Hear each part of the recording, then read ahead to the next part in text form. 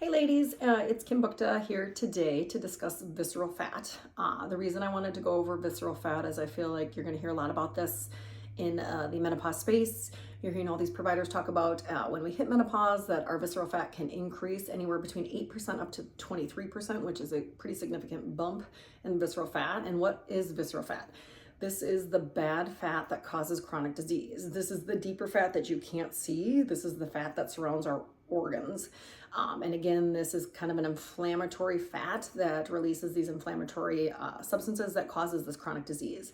When we have increased visceral fat, we are at increased risk for cardiometabolic disease. We're at increased risk of diabetes. We're at increased risk of stroke, increased risk of our calcification of our vessels. So visceral fat is bad and we do not want to have this. So how do we measure if we have visceral fat? So the best way to measure it is a MRI of your body, which again, no one's going to be able to get. I know they talk about this all the time in the health spaces, but I work in the healthcare field and I feel like it's hard to find a provider that would ever write for this, and it would probably not be cost effective. You know, it could be $500+. So I don't think anybody's going to be willing to go and spend money to get an MRI. So what's the next best way that we can measure our visceral fat? Would be the DEXA scan. And again, that's a problem. So where I work, the DEXA scans, they don't have it formulated so that they can actually look at the visceral fat anymore. They said it's too costly and the providers can't read for that. So they only have it to measure the bone density, not the visceral fat, even though our scans have the capability of doing this. So it depends on where you're located if your bone density or your DEXA scans can actually measure your visceral fat at your facility. So then you would have to look to these outside providers. I know in Madison, Wisconsin, I saw that the InBody scan has DEXA scans that do measure visceral fat, and they cost about $150 that you could pay for out of pocket. So again, that's not cheap. So if people don't want to do that, what we could do is just an easy way at home. I know what this isn't super accurate, but it is about the best way we could do to kind of measure our health and kind of check on this visceral fat is the waist to hip ratio. So what you need to do is you need to take your tape measure and you're going to measure at your waist. And I'm just going to kind of show you where that is. So you want to measure at the top of your iliac crest. So your iliac crest are your hip bones here.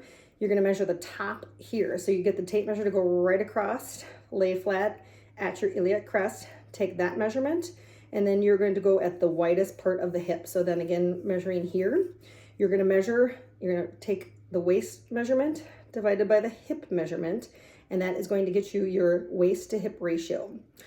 For women, if you are above 0.85, you are at increased risk for this cardiometabolic disease.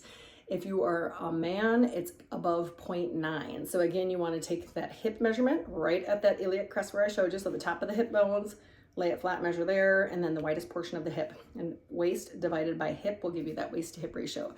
This is a quick way to check this at home. I feel like this is better than the BMIs that a lot of the providers look at, because this gives you a little bit more of an indicator about that visceral fat. So again, looking at this waist to hip ratio, again, above 0.85 for women shows that you probably have visceral fat and you need to do something about it. For men, above 0.9. So again, remember, this is the bad fat that we don't want to have. This causes the chronic disease. So what can we do to get rid of visceral fat?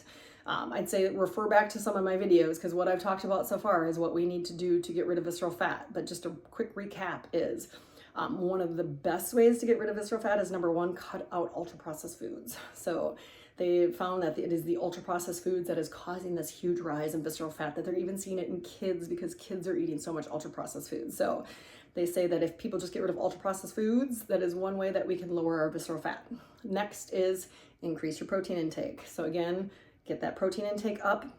Strength train. So obviously, once you get more muscle, you will burn that fat better. So you want to strength train.